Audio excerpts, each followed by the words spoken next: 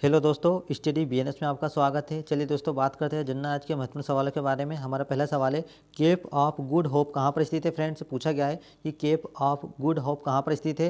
ये चार ऑप्शन दिए गए हैं फ्रेंड्स, आपको राइट आंसर बताना है। तो केप ऑफ गुड जो होप है वह दक्षिण अफ्रीका में स्थित है। राइट आंसर आएगा दक्षिण अफ्रीका। नेक्स्ट क्वेश्चन है फ्रेंड्स, अरब व्यापारियों ने लाल सागर और भूमध्य बंदरगाहों के माध्यम से भारतीय वस्तुओं को खालिस्तान देशों में भेजा है।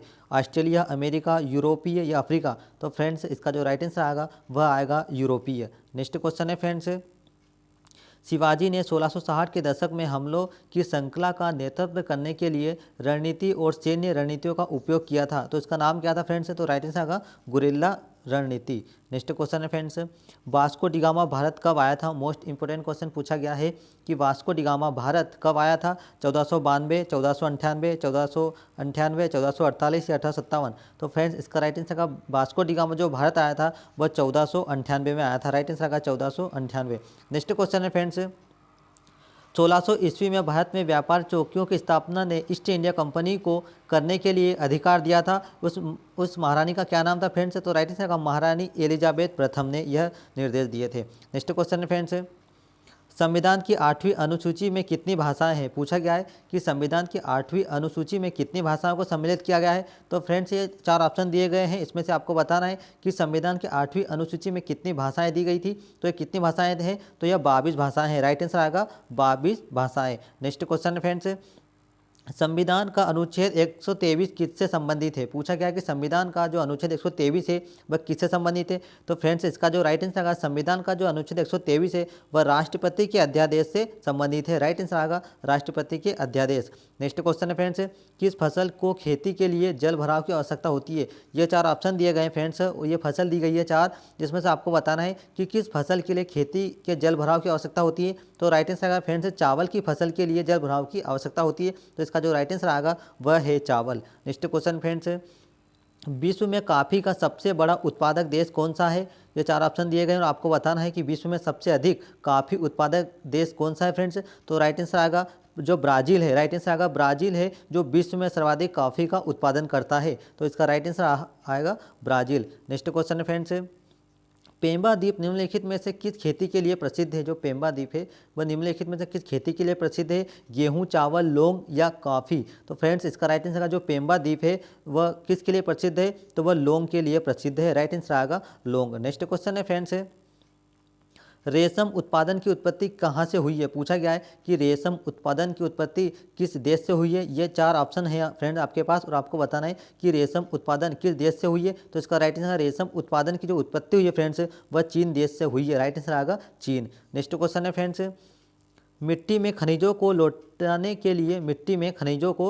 के लिए कौन सी खेती प्रणाली सबसे अधिक प्रभावी है। पूछा गया है कि मिट्टी में खनिजों को लौटाने के लिए कौन सी खेती प्रणाली सबसे प्रभावी है। तो ये चार ऑप्शन दिए गए हैं, उसमें से बताना है फ्रेंड्स। तो इसका जो राइट आंसर होगा वह होगा फसल चक्रानुक्रम। राइट आंसर होगा फसल चक्रानुक्रम। नेक्स्ट क्वेश्चन है फ्रेंड्स, संविधान का अनुच्छेद 123 किससे संबंधित है। तो इसका राइट आंसर आएगा राष्ट्रपति के अध्यादेश से। संविधान के जो अनुच्छेद 123 है वह राष्ट्रपति के अध्यादेश से संबंधित है। नेक्स्ट क्वेश्चन है, भारतीय संविधान का अनुच्छेद 17 किससे संबंधित है। पूछा गया फ्रेंड्स और मोस्ट इंपोर्टेंट क्वेश्चन है कि भारतीय संविधान अनुच्छेद 17 किससे संबंधित है। ये चार ऑप्शन दिए गए हैं और आपको राइट आंसर बताना है कि भारतीय संविधान अनुच्छेद 17 किससे संबंधित है। तो इसका राइट आंसर होगा अस्पृश्यता का उन्मूलन जो है वह संविधान 17 से लिया गया है। राइट आंसर आएगा अस्पृश्यता का उन्मूलन जो अनुच्छेद 17 से संबंधित है। नेक्स्ट क्वेश्चन फ्रेंड्स, निम्नलिखित में से कौन सा अनुच्छेद मानव के यातायात एवं बाल श्रम को रोकथाम से संबंधित है। पूछा गया है कि निम्नलिखित में से कौन सा अनुच्छेद मानव के यातायात एवं बाल श्रम के रोकथाम से संबंधित है। तो कौन सा अनुच्छेद है फ्रेंड्स। ये चार अनुच्छेद दिए इसमें से आपको बताना है। तो इसका जो राइट आंसर आएगा फ्रेंड्स वह अनुच्छेद 23 है। राइट आंसर आएगा अनुच्छेद 23। नेक्स्ट क्वेश्चन फ्रेंड्स, निम्नलिखित में से कौन सी वस्तु सूर्य के चारों ओर परिक्रमा करती है। पूछा गया है कि निम्नलिखित में से कौन सी वस्तु सूर्य के चारों ओर परिक्रमा करती है फ्रेंड्स। तो इसमें चार ऑप्शन दिए गए हैं, उसमें से आपको राइट आंसर बताना है कौन सी वस्तु सूर्य के चारों ओर परिक्रमा करती है फ्रेंड्स। तो राइट आंसर जो ग्रह होते हैं वह सूर्य के चारों ओर परिक्रमा करते हैं। तो इसका राइट आंसर आएगा फ्रेंड्स ग्रह। नेक्स्ट क्वेश्चन है,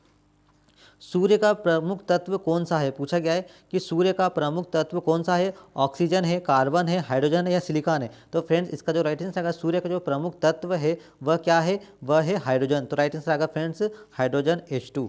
नेक्स्ट क्वेश्चन है, बहुजन समाज पार्टी को खालिस्तान के प्रतीक द्वारा पहचाना जाता है, हाथ, हथौड़ा, हाथी या घोड़ा। तो इसका फ्रेंड राइट आंसर आएगा बहुजन समाज पार्टी का जो प्रतीक है वह क्या है, हाथी है। राइट आंसर आएगा हाथी। नेक्स्ट क्वेश्चन है फ्रेंड्स, निम्नलिखित में से कौन सा भारतीय राज्य स्तरीय पूछा गया है कि निम्नलिखित में से कौन सा भारतीय राज्य स्तरीय राजनीतिक दल का नेतृत्व एवं चंद्रबाबू नायडू करते हैं, कौन सी पार्टी से करते हैं फ्रेंड्स। तो right answer Telugu Desam party से करते हैं। राइट आंसर आएगा Telugu Desam party. Next question है, योजना आयोग की स्थापना कब की गई थी। पूछा गया है कि योजना आयोग की स्थापना कब की गई थी फ्रेंड्स। तो राइट आंसर आएगा योजना आयोग की जो स्थापना फ्रेंड्स वो 1950 में की गई थी। राइट आंसर आएगा 1950।